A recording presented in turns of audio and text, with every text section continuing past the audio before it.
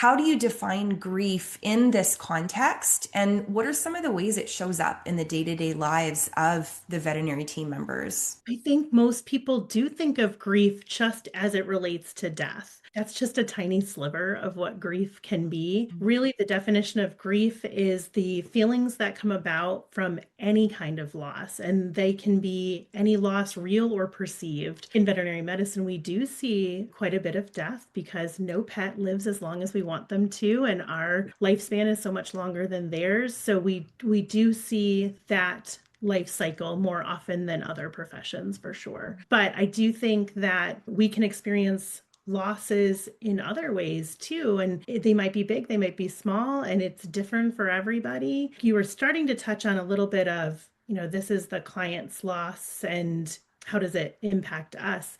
I think we don't want to rob the client of those experiences, but it's still grief for us too, because like you said, sometimes we are seeing these patients from the time they were puppies to the Mhm, time they're old and gray. So mhm, it's a loss for us too.